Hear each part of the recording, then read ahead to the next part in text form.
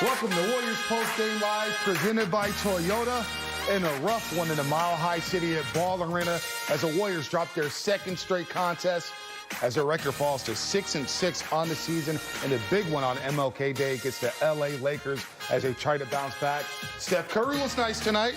He was, but Nikola Jokic was better as he just messed around and had a triple-double for the Denver Nuggets. 7 Nuggets in double figures. The Hall of Famer Jennifer Azzi, NBA champ Darrell Wright, and Bonte Hill. And look, Curry was special, but he didn't have enough help tonight as the shots were falling. And look, they missed a lot of easy buckets and turning the ball over, Darrell. 19 turnovers tonight. You're not going to beat a team like Denver. Yeah, it's going to be pretty hard to beat any team, you know, when you turn the ball over 19 times and have a low shooting percentage. So I think those guys got to go back in and study some film and see where they left a lot of points on a board, missing layups and different things like that. But they definitely have to do a better job on that end. Agree. I think they got some good looks, definitely, but they missed easy shots. And, you know, their missed layups led to scores on the other end. So, you know, it all plays together, but not very good production off of our bench, you know, whereas, again, 7 players from the Nuggets in double figures. That's tough. Their bench really took it to the Warriors bench tonight. And you talked about the easy buckets and the turnovers. A lot of careless turnovers, Jennifer, tonight. Just out-of-bounds plays, outlet passes. Just really ugly basketball from the Warriors at times tonight.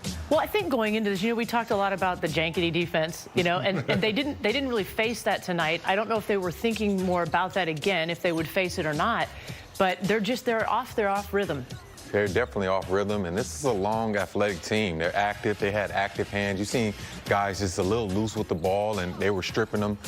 So I think they just have to be, you know, do a lot better with the ball, you know, holding the ball tight and making the right passes. Right, no doubt. Nikola Jokic did make the Warriors pay with a triple-double, 23 points, 14 rebounds, and 10 assists. You see the big man taking all the Warriors' bigs to school tonight, including James Wiseman, who didn't have a bad game going up against Jokic his first stint. Of course, he's not seeing a guy like Jokic at Memphis or university or high school.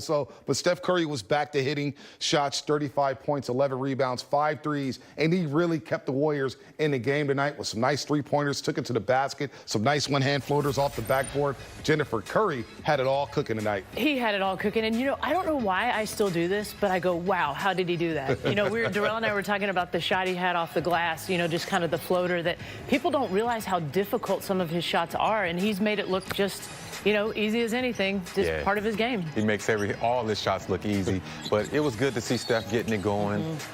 His guys really didn't have a great game today, but it was just refreshing to see, you know, no janky defense and him being able to get to his spots and make, you know, tough shots that, you know, are pretty easy for him. No doubt. He averaged 15.5 the last 2 games against the Raptors and the Pacers. 27% from the floor, 21 from 3. Tonight he had to cook it to Darrell. You're a former teammate of his. You saw this all the time. So as Jennifer and I are saying, wow, we can't believe this guy is doing it, sometimes you just sit back and it's like, hey, that's what Curry does. Yeah, but I'm still wild at a lot of things he did. You know, just to see him playing at a high level each and every night he steps on the court and see where he was from 2010 and now, it's still exciting to see him play. I get excited every time to see him play, when I see him play, and just the moves he do, the soft touch off the glass and the threes, the crazy threes, the and ones.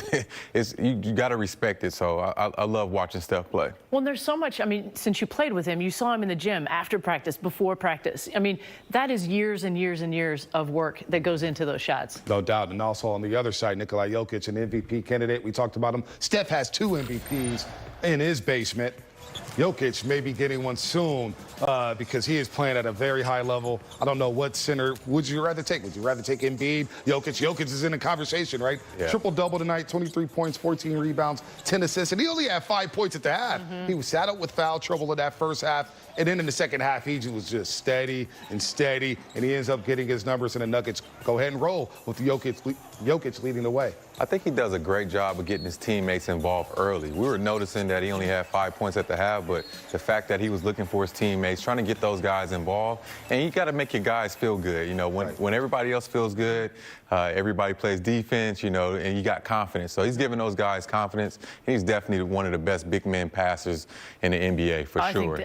I think we've ever seen. I mean, he's amazing. And I think, to your point, Darrell, getting everyone involved early, it doesn't mean the defense then is going to forget about him, but it makes his offensive game a lot easier when he's got, you know, 6 other players in double figures. No doubt. And Jokic also special. 7 guys in double figures for the Denver Nuggets, and Jokic, one of the best passing big men, as you said, Jennifer, in the history of the game. Let's send it back to Fitz and Buki, who will recap this loss for the Golden State Warriors.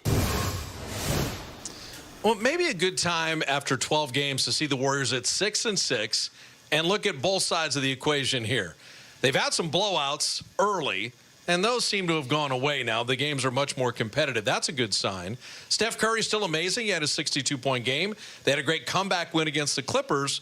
But then execution against Indiana, and then even first quarter knockout blow by Denver. Yeah. This team's going to learn a lot of painful lessons as the season progresses. Against the good teams, those mental lapses, those mistakes, having a bad quarter to start the game, getting off to a slow start, the great teams really make you pay for that. Remember the Warriors when they're at the top of their game a couple years ago, competing for championships? Every mistake the teams made against them, they're making them pay. If you double team, you don't rotate to the right guy, they're making them pay.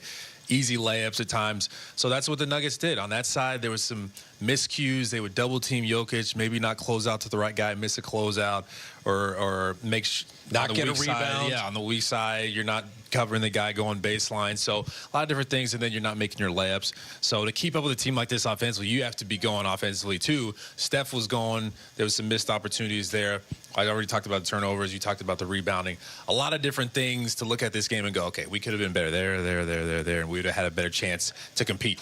Well, you have a game like tonight, and then you think of, oh, by the way, the Lakers are the next game you play. And with LeBron and Anthony Davis, every Warrior will have to be at the top of their game. The one thing that is enjoyable, I think, each and every game is watching James Wiseman. Oh, yeah. The flying dunks tonight, he learns against Jokic. But the more this kid plays, the better he gets. They're going to figure out more ways to use him. Pick and rolls. He's so good in pick and rolls. And with all the attention Steph is seeing, you're seeing that pocket pass and that monster dunk that he had over Bol. But everybody's learning about ways to get him involved. Just drive it straight to his man. He'll come over and just throw it up. Throw it up. Don't try to throw it around defenses too much or throw it down. He did catch a nice pocket pass there. He's got really good hands. If you throw it up, he's got that catch radius.